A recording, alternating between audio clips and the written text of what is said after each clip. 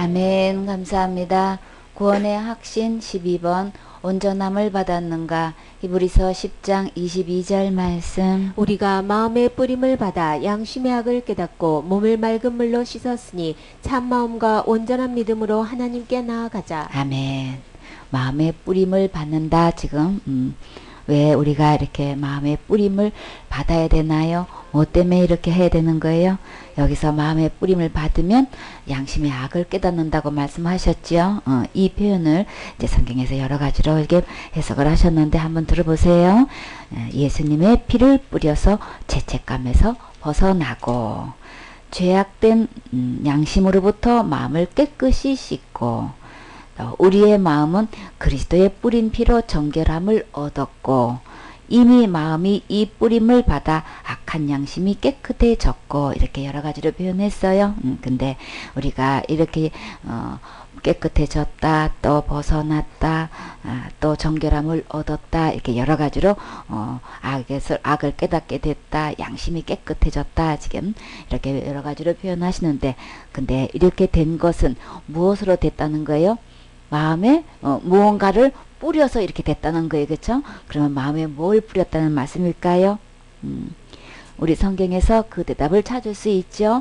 어디 가면 마음에 뿌린 것을 우리가 볼 수 있어요. 출애굽 12장 21절에 보면 모세가 이스라엘의 모든 장로들에게 불러서 그들에게 이르되 뭐라고 하셨어요? 너희는 나가서 너희 가족대로 어린 양을 택하여 유월절 양으로 잡고, 이제 유월절 양을 잡아서 이제 가족이 다 모인 가운데서 이 명절을 지내는 거예요. 근데 이 유월절 양을 잡아서 어떻게 하는지 봐요. 너희는 우솔초 묶음을 취하여 그래서 담은 피의 적시어서 그 피를 어디에 발라요? 문 임방 좌우 솔지에 뿌린다 그랬죠. 자, 그러면 이 문은 어디의 문일까요? 지금으로 말하면 우리 집에 문이 있듯이 우리 마음에도 문이 있는 거예요. 이 마음에 이렇게 문 속에 임방 좌우 솔주에다가 이것을 뿌린다는 거예요. 그래서 뿌리게 되면 아침까지 한 사람도 자기 집 문 밖에 나가지 말라. 여호와께서 애굽 사람을 치러 두루 다니실 때에, 지금 애굽 사람을 친다고 했어요. 세상에 속해 있는 이 사람들은 지금 여호와께서 치실 때에 이렇게 문 임방 좌우 설주에 그 피를 뿌리게 되면은 그것이 도대체 나하고 어떤 연관이 되는지 봐요. 주님께서 두루 이렇게 치러 다니실 때에 문 임방 좌우 설주에 주님은 뭘 보시는 거예요? 이 문 설주가 이 임방이 도대체 이 재료를 국산 거를 썼냐, 외제 거를 썼냐, 뭘로 썼냐, 이거 보신다고 하셨어요? 그거 아닌 거예요. 그쵸? 주님이 보시고 싶은 것 어떤 거예요? 인류 그냥 신학교를 나왔는지, 그냥 어떤 교단에 소속되어 있는지, 이 사람이 신학 박사 학위를 받았는지 안 받았는지, 지금 그거 보신다고 하셨어요? 주님은 임방 좌우 솔지에 뭘 보시는 거예요? 지금 애굽을 치신다는 건 어떤 뜻인 거예요? 지금 치신다는 거 지금 다 지금 죽는 거예요. 그쵸? 막 지금 막 애국 사람을 막 이제 막 죽어나가는 판에 지금 주님은 보시는 그 기준이 뭐냐는 거예요. 그 임방 좌우 설주에 뭐가 발려져 있었는 거예요? 유월절 양의 피가 발라져 있어야 되는 거예요. 그쵸? 그것을 피를 보시면 그 문을 넘어갔다 그런 거예요. 넘어가게 되면은 죽음을 면하게 되는 거예요. 그러니까는 내 생명하고 직결되는 게 주님은 뭘 보시냐는 거예요. 우리는 다 외모를 보게 된단 말이에요. 그렇죠? 큰 교단에 속하면 그냥 가장 안심인 줄 알아. 거기는 절대 이단이 아닌 줄 알아. 그 완전히 거기 그런 교회만 다니면 다 그냥 천국 가는 줄 알고 지금 있단 말이에요. 그쵸? 그러니까 그거 간판 아니에요? 그 교단도 아니고, 얼마만큼 교인이 많은 것이냐, 재정이 얼마나 많이 나오냐, 어떤 사람들은 뭐 선교를 얼마만큼 하느냐, 또 여기에 또 비중을 엄청나게 두고 있어요. 우리 교회는 70%를 갖다가 선교에 다 그냥, 지출하고 있다고 막 여기에 대한 또 자부심은 또 굉장히 70% 쓰기 쉽지 않죠. 그쵸? 10%만 선교인데 또 그거 어딘데. 하여튼간 여러 가지로 자부심을 갖고 있고 각 교회가 하고 있는 일들이 특징이 있는데, 그런데 주님께서 애굽을 치실 때에 면할 수 있는, 넘어갈 수 있는 것은 주님의 기준은 뭘 보신다고 하셨어요? 유월절 이 양의 피가 발라져 있을 때, 뿌려져 있을 때 넘어가신다고 하셨죠? 넘어가시면 어떻게 하신다는 거예요? 멸하시지 않는다는 거예요. 멸하는 자로 너희 집에 들어가서 너희를 치지 못하게 하실 것입니다. 그러면 이 피가 발려져 있으면, 뿌려져 있으면 그 안에 들어가 있는 가족을 절대 치지 않는다는 얘기인 거죠. 그 안에 들어가면 완전히 살 수 있다는 거예요. 그죠? 죽음의 재앙이 넘어간다는 걸 말씀하시는 거죠. 그럼 우리 이 어린 유월절 양의 피가 어디 그만 뿌려져 있어야 되는 거예요? 내 마음에 뿌려져 있어야 되는 거예요. 뿌려져 있으면 이렇게 주님은 그 피를 보시고 이렇게 죽음의 재앙이 넘어가는 걸 볼 수 있어요. 근데 여기서 여호와께서 애굽 사람을 치러 두루 다니실 때 문인방 좌우 솔주의 피를 보시면 그 문을 넘으시고 멸하는 자로 너희 집에 들어가서 너희를 치지 못하게 하실 것입니다. 그러면 내 마음속에 이 피를 어떻게 발라야 되는 거예요? 이 어린 양, 유월절 어린 양은 어디 가서 산대지만 유월절 양은 어디 가서 사냔 말이에요. 우리 이거 알아야 되겠죠? 어디 가서 사야 돼요? 고린도전서 5장 7절에 가면 살 수 있어요. 너희는 누룩 없는 자인데 새 덩어리가 되기 위하여 묵은 누룩을 내어 버리라. 유월절 어린 양은 곧 누구신가요? 예수 그리스도인 거예요. 그쵸? 그리스도께서 희생이 되셨느니라. 유월절 양이 누구신가 했더니 예수님이신 거예요. 그쵸? 예수님이 희생이 되셨느니라. 그래서 희생이 되셨다는 거는 지금 어떻게 되신 거예요? 이 피를 문설주 좌우에다가 인방 좌우설주에 뿌리려면은 어떻게 되는 거예요? 이 양이 희생이 돼야 되는 거죠. 희생이 됐다는 건 어떻게 된 거예요? 죽으신 거예요. 피를 흘리셨다는 거는 희생하신 거죠. 죽으신 거예요. 그러면 예수님이 어디서 희생하셨나요? 십자가에서 흘리신 그 피로 그 피를 갖다가 어디다 바르는 거예요? 내 인방 마음문 인방 좌우 솔주다 이걸 뿌린다는 거예요. 그렇게 되면은 죽음의 재앙이 넘어가신다는 거예요. 그래서 주님은 나를 향해서 어떤 교회에 다니냐, 막 어떤 신학을 했느냐, 막 어떤 졸업장을 갖고 있느냐, 지금 그거 보신다고 하셨어요? 그거 아닌 거예요? 직분 보는 것도 아니고, 교회를 얼마만큼 다니는가 보는 것도 아니고, 너가 얼마만큼 하루에 기도하느냐 보시는 것도 아니고, 얼마만큼 충성 봉사 헌신느냐 그거 보시는 게 아니고, 이 죽음의 재앙이 넘어가는 거 딱 하나 보시는 거예요. 그게 뭐예요? 이 유월절 희생 대신 이 양의 피가 내 인방 마음의 문 좌우 설주에다가 이게 뿌려져 있느냐는 거예요. 뿌려져 있으면 무조건 넘어가는 거예요. 그쵸? 그래서 이렇게 우리가 마음의 뿌림을 받아서 이렇게 유월절 어린 양의 피를 뿌림 받는다는 걸 우리 볼 수 있는 거죠. 이렇게 예수님께서 십자가에 죽으신 것은 지옥갈 내 모든 죄를 대신해서 죽으신 것을 내가 믿고 그 마음에 이 예수님을 어디에 모시면 내 마음의 주인으로 구세주로 왕으로 모시게 되면 예수님의 피가 그 순간 뿌려지게 되는 거죠. 이렇게 되면은 마음의 악을 깨닫게 된다 그러셨어요. 뭐 우리 마음이 악을 깨닫게 되면 우리 마음이 어떤 상태인 거예요? 우리 하나님 버리고 떠난 게 죄라고 그랬어요. 그쵸? 어떤 게 악이냐? 이 하나님을 버리고 떠나서 누구를 따라간 거예요? 세상 영을 쫓아갔다 그랬죠. 그쵸? 세상 풍속을 쫓고 공주의 권세 잡은 자를 따라갔다고 한 거예요. 그럼 누군 거예요? 마귀를 따라간 거예요. 그쵸? 이게 악인 거예요. 아, 내가 하나님 버리고 이 마귀 따라간 거는 이거는 가장 큰 죄악인 거네. 이게 깨닫게 되죠. 그래서 그것을 다시 하나님께로 돌아오려면 뭐가 값이 지불해야 되는 거예요? 피값이 지불돼야 되는 거예요. 생명값이 지불돼야 되는 거예요. 그 생명값이 곧 누가 지불하셨어요? 죄 없으신 거룩하신 의로우신 깨끗하신 예수님이 그 값을 지불해 주었기 때문에 그 지불한 그 피를 내 마음에 바르기만 하면 죽음의 사자가 치러 들어갔을 때에 그냥 넘어가게 되는 거죠. 이렇게 되면은 예수님을 만나게 되면 참 하나님을 만나게 되면은 내가 지금까지 주인 삼고 있는 이 사단이 어떤 존재라는 걸 알게 되죠. 어떤 존재였어요?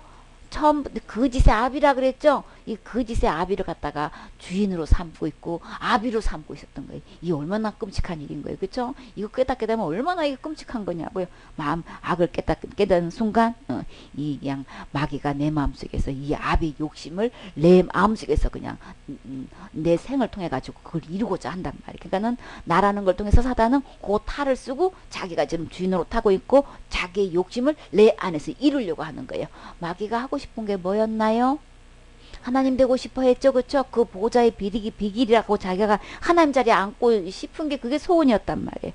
근데 그 소원을 내 속에서 나를 속이고 하나님 노릇하고 있고 그 모든 예배를 지금 자기가 경배를 받고 있다는 거예요. 속여서 경배받고 있는 거예요. 그러니까는 진짜 참 하나님 이 예수님을 만나게 되면 우리 양심의 악을 깨닫는다고 주님 말씀하셨죠.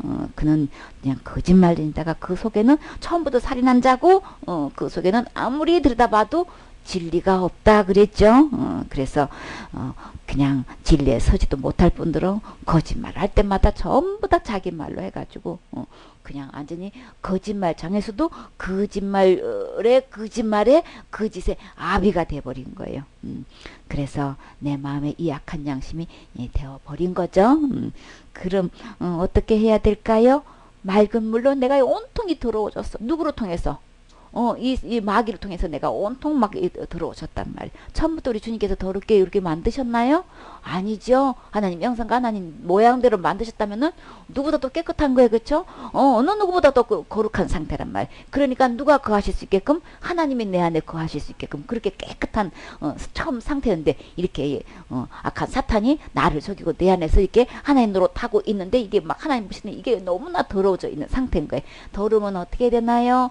맑은 물로 씻으면 되는 거죠. 우리가 이렇게 이 사단에 속아서 사단을 주인 삼은 상태가 이게 마음이 너무너무 더러워진 상태란 말이에요. 그러면 맑은 물로 주님이 씻겨주신다고 하셨죠. 이 맑은 물은 어디 가서 얻을 수 있어요? 이 맑은 물은 곧 누구신 거예요? 예수님이신 거죠. 생수의 근원 대신 예수님께로 나가면 이 예수님이 하나님께로 돌아오면 주님께서 이 맑은 물로 이 악한 사탄을 쫓았던 그 모든 더러운 것들을 다 깨끗하게 씻겨주셔요. 이렇게 해서 그 예수님의 피로 우리가 뿌려지고 이 맑은 물 생수의 근원 대신 예수님이 나를 깨끗이 씻겨주면 이제 그때부터 내 마음은 이 악한 마음이 어떤 마음으로 바뀌어져요? 참 마음으로 바뀌어질 수 있는 거예요. 그러니까 이 참 마음이 바뀌어진다는 거는 어떻게 해서 바꿔진 거예요? 한마디로 주인을 바꾼 데서 참 마음이 악한 양심이 어떻게 참 마음으로 바꿔지냐 말이에요. 순식간에 바꿔질 수 있는 눈 깜짝하게 바꿔줄 수 있는 것은 주인이 바꿔지면 그냥 그 순간에 깨끗하게 되는데 주인을 바꾸는 그 자리에는 주님은 어떤 대가를 지불하셨어요? 생명값을 주고 하나님의 목숨을 주고 나를 피값을 주고 나를 사신 거예요. 그래서 하나님을 다시금 주인으로 모실 수 있게끔 하나님으로 내 마음에 모실 수 있게끔 이렇게 대가를 주님이 지불해 주시고 다 피를 발라주시고 다 물로 깨끗이 씻겨주시고 이렇게 내 마음속에 참 마음에 될 수 있도록 주님이 이렇게 해주신 거죠.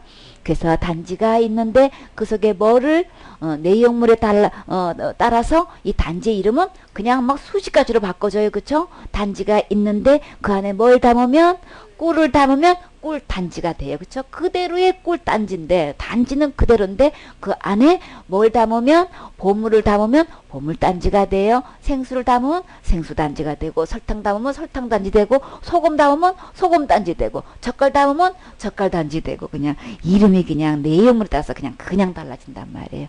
그러니까 나는 그대로인데 주님이 나를 깨끗이 씻겨서 정말 거룩하시고 온전하시고 의로우시고 깨끗하신 주님을 마음에 모시는 순간에 나는 이렇게 깨끗하게 씻겨진단 말이에요. 그쵸? 얼마나 감사해요. 이렇게 해서 우리는 주님께서 참 마음이 되게까지는 이 악한 양심이 참 마음이 되는데 내가 뭘 해서 그렇게 된 거예요? 어떻게 해서 이렇게 참 마음이 되어졌어요? 누가 하신 거예요? 예수님이 다 하신 거죠. 피를 뿌렸다는 것은 예수님이 희생의 그 피로 내 마음에 뿌려지고 또 이렇게 물로 씻겨진 순간에 내 마음이 참 마음이 된 것이지. 다 누가 하신 거예요? 예수님이 하신 거죠. 이렇게 깨끗이 씻고 참되신 거룩하신 의로우신 깨끗하신 예수님을 내 마음의 주인으로 구세주로 왕으로 모시면 그 순간에 나는 참 마음이 되는 거죠. 그래서 온전한 믿음으로 하나님께 나아가자. 왜 온전한 믿음이야만 할까요? 이게 무슨 뜻일까요? 이 온전한 믿음에 대해서는 너무나 사람들이 생각 안 해요. 그쵸? 그래서 이 온전한 믿음이 된다는 것이 무엇인지 알려면 어디에 가면 될까요? 고린도 후서 13장 5절에 가면 이 온전한 믿음이 무엇인지 알 수 있죠. 너희가 믿음에 있는가 너희 자신을 시험하고 너희 자신을 확증하라. 내 지금 믿음이 나는 예수님을 믿어요 하는데 주님의 요구는 주님의 수준은 어떤 믿음을 원하고 계시는 거예요? 온전한 믿음을 원하는 거예요. 그죠? 다 같이 그냥 예수님을 믿는다는 말은 똑같아. 근데 예수님이 원하는 차원은 지금 온전한 믿음이 돼야 된다는 거예요. 지금은 온전한 믿음이 이루려면은 어떻게 되는 거고 어디까지 경지에 이르러야 돼 온전한 믿음이 될 수 있는 거야. 주님께서 그것을 스스로 시험하고 스스로 확실히 증명하라 그랬어요. 어떻게 될 때 온전한 믿음이 될까요? 예수 그리스도께서 너희 안에 계신 줄을 너희가 스스로 알지 못하느냐. 예수님이 내 안에 계시는 걸로 주님은 이거를 기준으로 삼고 계셔요. 그쵸? 그러면 예수님을 믿으면 당연히 예수님이 내 안에 계시는 것이지. 그거를 놓고 시험하라 그러고 확실히 증명하라고 그러냔 말이에요. 왜 이렇게 우리는 시험을 해야만 되고 확실히 증명해야 되냔 말이에요. 왜 그런 거예요? 예수라는 이름이 두 가지가 있기 때문에 그런 거예요. 사단은 이 예수님의 이름을 도용을 해서 자기가 예수님 노릇하고 있기 때문에 예수님을 믿는 게 아닌 거고 이것은 반드시 시험을 해보고 확실히 증명을 해야 된다는 거예요. 그렇기 때문에 내 마음에 예수님이 진짜 예수님인지 아닌지 이거 내 스스로 시험해보라 그랬어요. 일생 동안 난 신앙생활을 한다고 하면서 믿는다고 하면서 내가 지금 참 믿음인지 온전한 믿음인지 이 시험해볼 기회를 갖지를 못하고 있죠. 지금이라도 때가 늦지 않아요. 오늘 이 말씀 들려주신 것은 오늘 내 믿음을 시험해 보세요. 지금 해보세요. 지금 확실히 증명해 보이세요. 나는 진짜 성경에서 말씀하시는 이 참 예수님을 마음에 모시고 있는 건지. 그러면 예수님 아니고 다른 예수도 있는 거야. 내 다른 예수 있어요. 사단이 거짓말 시켜놓은 다른 예수가 있기 때문에 주님은 시험하고 확실히 증명해 보이라고 했죠. 그런데 너희 안에 이것을 계신 줄을 만약에 알지 못하면은 스스로 알지 못하면 누가 가르쳐줘서 되는 게 아니고 이거 스스로 알지 못하는 이 기준이 주님의 기준 방법을 잘 보세요. 예수 그리스도가 너희 안에 계신 것을 내 스스로 알지 못하느냐 지금. 그러면 분명히 예수님의 기준은 스스로 알아야 되는 거예요. 그쵸? 진짜 예수님인지 아닌지 스스로 이거 분별할 수 있어야 되고 파악할 수 있어야 되는 거예요. 그쵸? 판단할 수 있어야 되는 거죠. 분별해야 되는 거예요. 스스로 알지 못하게 되면 결과적으로 어떻게 된다고 하시는 거예요? 내 스스로 시험해보고 내 스스로 이걸 확실히 증명해 보이고 내 스스로 이걸 알아야 되는데 그렇게 되지 못하는 날에는 저 잘 모르겠어요. 어떻게 하는지 잘 몰라요. 모르면 어떻게 되나요? 결과적으로 천국 못 가는 거예요. 천국 못 가는 걸 주님은 어떻게 표현하셨어요? 그렇지 않으면 다시 말해서 스스로 알지 못한다면 너희가 버리운 자니라. 버리면 어디 가는 거예요? 천국 못 가는 거죠. 천국 못 가면 어디 가나요? 그냥 구천에 떠돌아다녀요? 연옥에 가는 거예요? 아니고 어디 가는 거예요? 천국과 지옥밖에 없어요? 아무리 누가 중복기도 해줘도 연옥에 있다가 천국 가는 거 아닌 거예요? 누가 기도해주는 거 없고 심어주는 거 없으면 지옥으로 뚝 떨어지는 거 아닌 거예요? 사단이 이렇게 그냥 이렇게 거짓말을 시켜놓고 있단 말이에요. 그냥 지금 시험하고 지금 확실히 증명해 보이고 지금 스스로가 그거 알 수 있어야 되는 거예요. 그래야만 진짜 온전한 믿음이 어떤 것인지 알 수 있단 말이에요. 우리 예수님을 믿는다고 하면 천태만상이야. 믿음을 시험해보면 얼마나 갖가지의 믿음을 갖고 있는지 몰라. 그게 진짜 온전한 믿음이 어떤 건지 우리 말씀을 통해서 알 수 있죠. 너무나 많은 사람들이 큰 죄 지면 지옥 간다고 하고 있고 자범죄는 내가 해결한다고 지금 이렇게 믿고 있어요. 그쵸? 그 숫자는 너무나 커. 얼마나 어마어마하게 큰지 몰라. 근데 성경에서 들어와서 보면 그 죄 문제를 누가 해결해 놓으셨나요? 요한일서 1장 7절에 보면 그 아들 예수의 피가 우리를 모든 죄에서 깨끗하게 하셨다고 하셨어요. 누가 깨끗하게 하신 거예요? 예수님이 하신 거죠. 내가 하는 거 아닌 거예요. 근데 지금 무조건 지옥 들어가고 자범죄는 내가 해결되면 전부 다 내가 몰라 하는 걸로 믿고 있단 말이에요. 이게 다른 예수인 거예요. 근데 진짜 예수님은 내 모든 죄를 예수님께서 다 이미 깨끗하게 해 놓으셨다는 거예요. 나는 어떤 예수님을 믿고 있는지 스스로 시험해 보세요. 이 말씀을 가지고 시험해 보세요. 말씀이 기준인 거예요. 그러니까 말씀이 잣돈이 캐논이니까 이 말씀을 기준에 봐서 그 아들 예수님의 피가 내 큰 죄, 자범죄, 원죄, 그런 뭐 작은 죄 그거 아무 상관없어요. 우리 율법에서 놓고 보면 작은 죄 큰 죄 없어요? 어떤 죄도 범하면 다 지옥 가게 돼 있단 말이야. 그러니까 사단은 이거 속여놓고 지옥 가는 죄를 큰 죄 작은 죄 나눠놓고 있고 언제 작은 죄 나눠놓고 있단 말이야. 절대 아니에요. 율법을 놓고 613가지 어떤 죄 범해도 우리가 아무리 작게 여기는 것도 큰 죄 여기는 거나 작게 여기는 거나 똑같이 다 지옥 갈 죄란 말이에요. 근데 우리 주님은 너무나 감사하게도 606가지 모든 죄를 다 어떻게 주셨대요? 이미 깨끗하게 해 주셨대요. 어떻게 해서요? 예수님의 피로. 예수님의 피로 깨끗하게 해주셨다는 건 어떻게 해주셨는 거예요? 예수님의 죽으심으로써 어린 양이 희생이 된 것 그 피로 내 마음에 발라질 때에 내가 악한 양심을 깨닫고 죽음의 사자가 지나간 것처럼 내가 그렇게 깨끗하게 된 것처럼 이 예수님의 흐르신 이 피 유월절 양 이 양이 희생된 피가 발라지면 구약의 재앙이 지나간 것처럼 내 마음에 이 유월절 양 되시는 예수님의 피가 발라져 있으면 나는 절대 지옥 가지 않게 된다는 거예요. 내가 어떻게 깨끗하게 될 수 있느냐? 이 예수님 모든 죄를 용서해 주시고 모든 죄를 깨끗게 해 주신 이 예수님을 믿는 순간에 나는 그 예수님의 양의 피가 발라져 있는 거죠. 그래서 이 요한이 골로새서 2장 13절에 주님께서 어떤 죄를 용서하셨다고 하셨어요? 또 너희의 모든 육체와 범죄와 육체의 무할례로 죽었던 너희를 하나님이 그와 함께 살리셨다 그러셨어요. 예수님이 십자가에 죽을 때에 누구 죄 때문에 돌아가셨다는 것을 내 죄 때문에 어떤 죄? 지옥 갈 수밖에 없는 내 모든 죄. 그쵸? 우리는 이 지옥 갈 수밖에 없는 죄. 율법에 의하면 나는 하나같이 지옥 가야 돼. 나는 뭐 어김없이 그냥 나는 제일 먼저 지옥 갈 사람이 장본인이란 말이에요. 그런데 예수님이 죽어주신 것, 그 십자가에서 죽어주신 그 죄는 내 죄 때문에 죽어주셨어요. 이게 믿어지는 순간에 그러면 어떻게 되나요? 예수님과 함께 죽은 걸로 주님이 간주해 주시죠. 그러면 예수님과 함께 죽었으면 함께 부활해요. 그쵸? 그래서 너희를 하나님이 그와 함께 살리시고 이렇게 예수님의 십자가의 죽음과 부활을 통해서 우리 주님께서 나에게 해주신 게 뭐였나요? 나의 지옥 갈 모든 죄를 어떻게 해주셨대요? 다 용서해 주셨대요. 그쵸? 우리에게 모든 죄를 사시고 이미 지옥 갈 모든 죄를 606세까지 그 어떤 죄, 큰 죄, 작은 죄, 원죄, 자범죄 나눌 것 없이 그냥 몽땅 다 내 모든 죄를 어떻게 해요? 지옥 갈 죄를 다 용서해 주셨다는 거예요. 그러니까는 모든 죄를 용서하신 이 예수님을 믿으셔야 되는 거예요. 이 예수님 믿는 것이 온전한 믿음인 거예요. 그래서 미가서 7장 19절에는 어떤 죄를 우리 주님이 용서해 주셨다고 하셨어요? 우리의 죄악을 다 어떻게 하셨대요? 다 그냥 우리 그대로 두면은 전부 다 지옥 갈 수밖에 없기 때문에 주님이 너무너무 불쌍해서 우리에게 긍휼을 베푸시고 자비를 베푸셔서 어떻게 했어요? 우리의 그 죄를 그냥 두면은 다 심판받고 지옥 보내야 되니까 그냥 전부 다 발로 밟으셨다는 거예요. 왜요? 지옥 안 보내고 싶어서. 그러니까는 지옥 보낼 만한 자료가 되는 모든 그 증명서를 다 주님이 다 그냥 다 발로 다 밟아버리시고 그것도 시원치가 않으니까 어떻게 해요? 그 모든 죄를 다 어떻게 써요? 깊은 바다에 다 집어 던져 넣었어요. 왜 던져 넣었어요? 그거 안 보시려고. 지옥 안 보내시려고. 그 죄 때문에 심판받고 지옥 가면 다시는 주님하고 살 수가 없지요. 하나님 다시 볼 수가 없어요. 그쵸?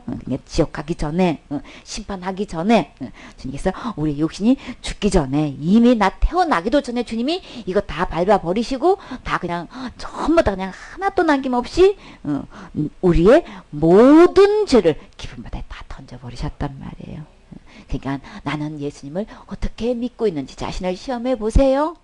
큰 죄는 무조건 지옥 가는 예수님 믿으면 말 그대로 지옥 가요. 잡음든 내가 날마다 회개 안 하면 지옥 간다고 믿고 있었으면 그 지옥 가는 거예요. 그 믿음은 잘못된 믿음인 거예요. 성경에서 들어와서 보니까 진짜 예수님은 내 모든 죄를 이미 나 태어나기도 전에 이미 모든 죄를 용서하셨다면 나 신앙생활 하기도 전에 나 죄도 짓기도 전에 이미 내 지옥까지는 이미 예수님이 다 해결해 놓으신 거예요. 그러니까 내가 날마다 회개할 것도 하나도 없게 해 놓으신 거예요. 날마다 회개 안 하면 어떻게 되는데요? 내 지옥 가요. 이런 예수를 믿고 있는 사람들은 전부 다 다른 예수 믿고 있는 거예요. 사단이 속인 예수 믿고 있는 거예요. 그러면 틀림없이 지옥 가니까 이제 진짜 예수님은 어떤 예수님이냐? 내가 짓기도 전에 이미 지옥 갈 모든 죄를 다 용서해 놓으신 예수님을 믿으셔야 되는 거예요. 그러면 잘못 믿었으면 잘못된 데 가니까 지금부터 예수님이 해놓으신 모든 죄 다 용서해 놓으신 예수님 믿으시면 되는 거죠. 우리가 어떻게 온전한 믿음으로 이렇게 가져서 하나님께 나아갈 수 있냐면 이 예수님을 이 참된 예수님, 모든 죄를 해결하신 이 예수님 믿는 순간에 우리는 이것이 온전한 믿음이고, 온전한 믿음이 될 때만 어디 갈 수 있어요? 하나님께 나아갈 수 있어요. 어디 간다는 거예요? 천국 간다는 거죠. 이렇게 온전한 믿음은 모든 죄를 용서하신 예수님만 믿을 때 하나님께 나아갈 수 있지요. 거룩하신 하나님께 나아가려면 죄가 없어야 해요. 그쵸? 모든 죄에서 구원하신 예수 그리스도를 믿고 마음에 모시면 오늘 지금 하나님께 나아갈 수 있지요. 그래서 우리는 지금 내 믿음을 시험해보고 확실히 증명해 보일 때 나는 참 믿음을 갖고 있는지 잘못된 다른 믿음을 갖고 있는지 난 지금까지 복음을 믿는다고 했는데 나는 다른 복음을 믿고 있었는지 다른 영을 믿고 있었는지 지금 스스로 시험해 보세요. 확실히 증명해 보이세요. 그래서 이 참된 믿음을 가질 때에 예수님이 내 안에 들어오셔서 그 모든 죄를 용서하신 이 어린 양의 피가 뿌려져 있을 때만 죽음의 재앙이 넘어가는 거죠. 그래서 예수님께 지금 나오시면 예수님이 모든 죄를 맑은 물로 이미 다 씻겨주셨어요. 그러면 다 용서해 주신 거 이거 받고 우리 다 같이 천국 가셔야 되겠죠. 마태복음 19장 16절 말씀. 어떤 사람이 주께 와서 가로되 선생님이여 내가 무슨 선한 일을 하여야 영생을 얻으리이까. 예수께서 가라사대 어찌하여 선한 일을 내게 묻느냐. 선한 이는 오직 한 분이시니라. 내가 생명에 들어가려면 계명들을 지키라. 가로되 어느 계명이오니까. 예수께서 가라사대 살인하지 말라, 간음하지 말라, 도적질하지 말라, 거짓 증거하지 말라, 내 부모를 공경하라, 내 이웃을 내 몸과 같이 사랑하라 하신 것이니라. 그 청년이 가로되 이 모든 것을 내가 지켰사오니 아직도 무엇이 부족하니이까. 예수께서 가라사대 내가 온전하고자 할진대 가서 내 소유를 팔아 가난한 자들을 주라. 그리하면 하늘에서 보화가 내게 있으리라. 그리고 와서 나를 쫓으라 하시니 그 청년이 재물이 많음으로 이 말씀을 듣고 근심하며 가니라. 아멘. 어느 날 예수님이 이렇게 길을 가고 계시는데 어떤 사람이 이제 예수님께 나왔어요. 근데 이 나올 때 이 모습을 보면 그 마가복음 10장 17절에 보면 예수님께서 길에 가시다 한 사람이 달려와 가지고 그것도 길에서 무릎을 딱 꿇고 앉아 가지고 그냥 예수님 앞에 지금 뭐 하고 있는 거예요? 질문을 하고 있는 거예요. 그쵸? 묻자오되 그랬죠. 그래서 근데 마태복음 19장 16절은 어떤 사람이라고 했는데 누가복음 18장 18절에는 이 사람이 누구예요? 관원이다 그랬죠. 어떤 관원이 물어 가로되 그랬어요. 그래서 이 배경을 알면 좋겠죠. 근데 와서 예수님께 지금 질문하는 장면인 거예요. 근데 지금 어떤 질문을 하고 있나요? 영생에 대한 질문을 하고 있는 거예요. 그쵸? 그래서 이 청년이 지금 이 관원이 지금 질문할 때에 지금 뭐라고 질문하고 있나요? 선생님이여 내가 무슨 선한 일을 하여야 영생을 얻으리까? 지금 이랬단 말이에요. 근데 자 우리가 사역자라면 지금 그 사람이 지금 질문하는 그 질문 속에서 우리는 뭘 분별할 수 있어야 되는 거예요? 그 사람이 질문하는 그 질문을 딱 듣는 순간에 우리는 그 사람의 믿음을 분별할 수 있어야 되는 거죠. 지금이 이 질문이 지금 뭐라고 하는 거예요? 내가 무슨 선한 일을 하여야 영생을 얻는다면 지금 이 영생을 어떻게 얻는 걸로 이 사람은 믿고 있는 거예요? 내가 뭘 하고 안 하고로 지금 영생을 얻는 거로 이렇게 지금 믿고 있단 말이에요. 자 여기서 이 장면에서 보면 우리는 진짜 부끄러운 일꾼이 되지 않으려면 어떻게 해야 된다 그랬어요? 사역자라면 지금 하나님의 일꾼이라면 어떻게 되는 거예요? 옳게 분별해야 되는 거죠. 그래야만 부끄럼 당하지 않는다고 했어요. 디모데후서 2장 15절에 내가 진리의 말씀을 옳게 분별하여 부끄러울 것이 없는 일꾼으로 인정된 자로 자신을 하나님께 드리기를 힘쓰라 그랬어요.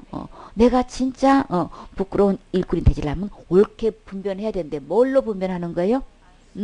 진리의 말씀으로 옳게 분별해야 되는 거예요. 지금 이 사람이 질문하는 게 내가 무엇을 무슨 선한 일을 하여야 영생을 얻으리까라면은 진리의 말씀을 통해 가지고 내가 옳게 분별하려면 말씀을 딱 근거로 두고 저 사람의 질문이 지금 어떤 말씀에 이 사람은 잘못 질문을 하고 있고 저 사람의 믿음은 지금 어떤 말씀에 근거를 두고 지금 잘못된 다른 믿음이라는 걸 이거 대반 이게 진단이 내려져야 되는 거죠.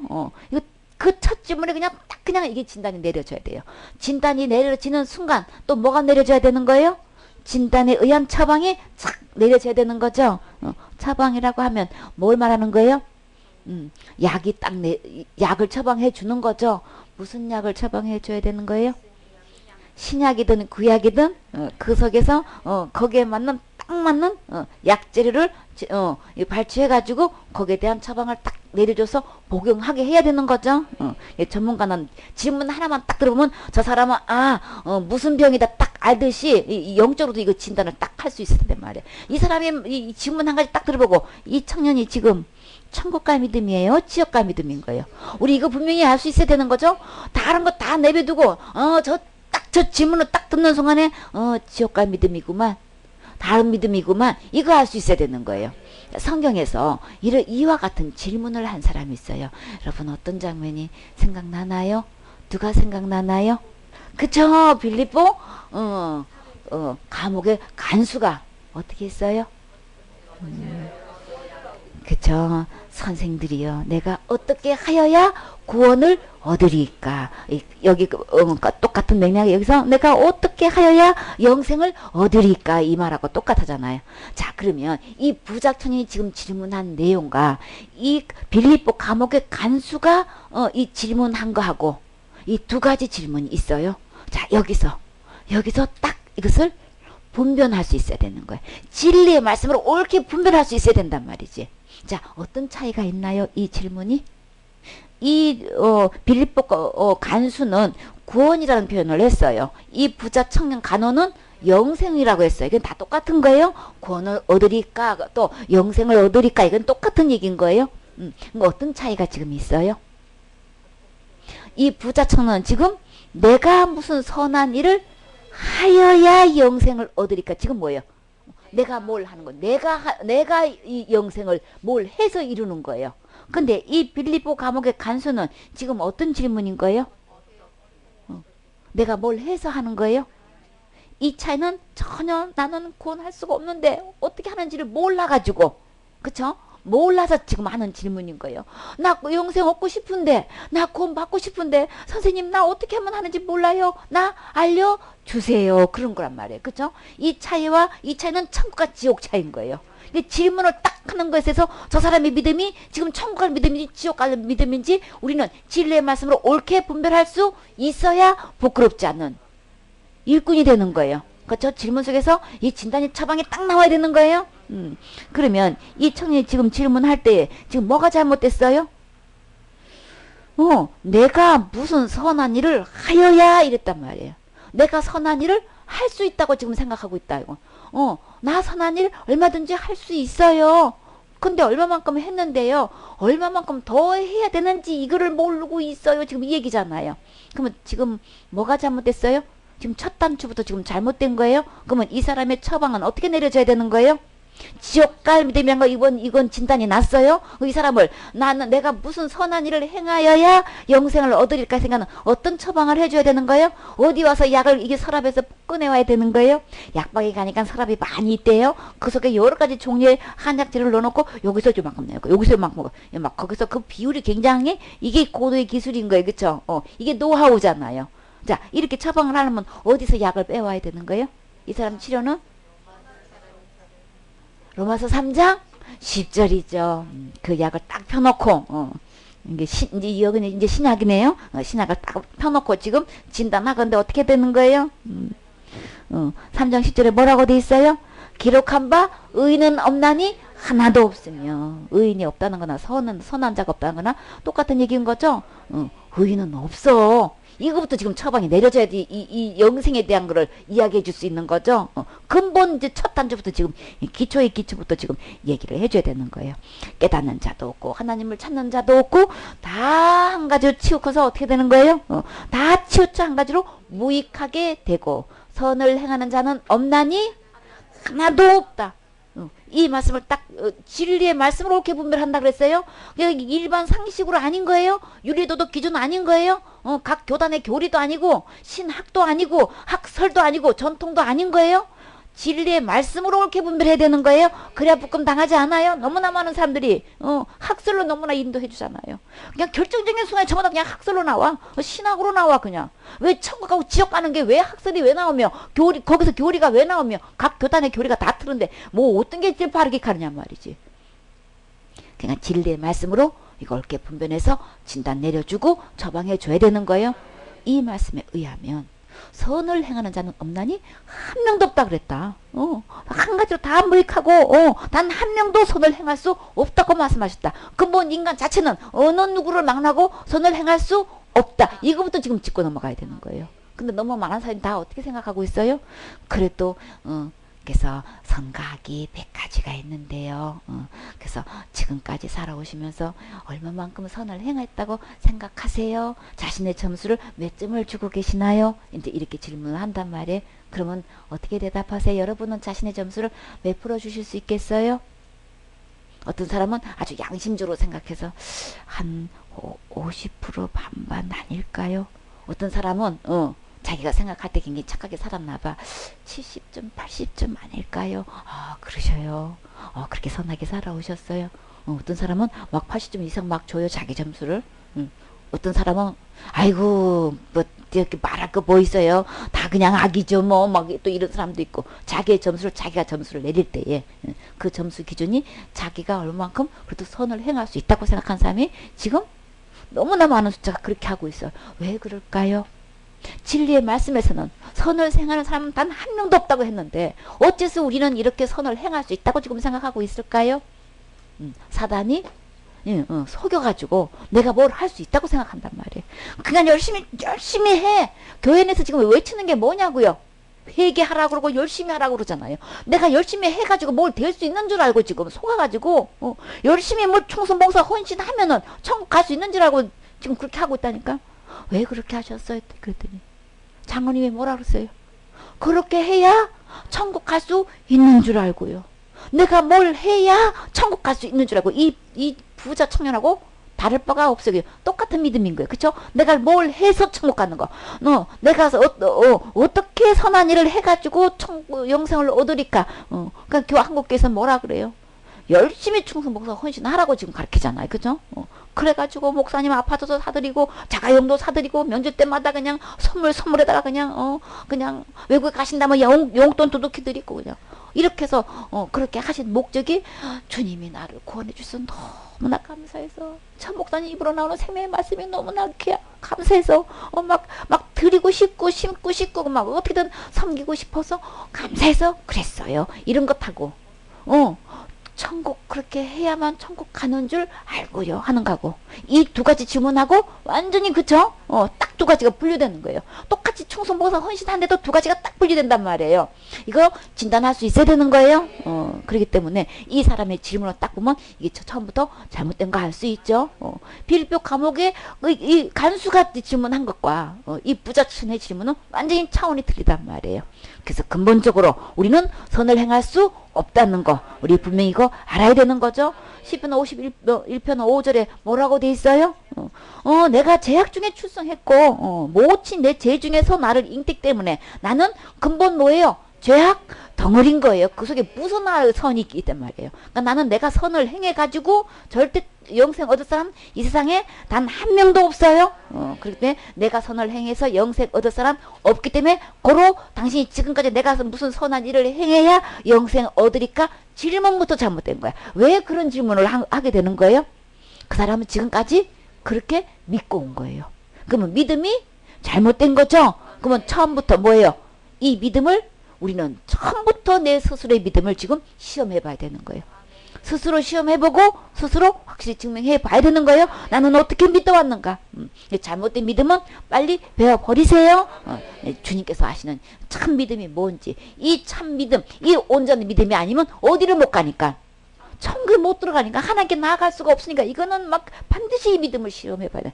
내가 충수 목사 좀 적게 해도 못해도 제일 진짜 해야 될 거는 이거 내 믿음을 시험해 봐야 되는 거야. 이게 너무나 중요하죠.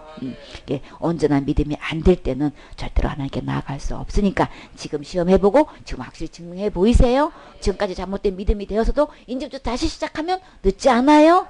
온전한 믿음으로 전부 다 하나님께 나아가서 천국에서 만나야 되겠지요. 아멘.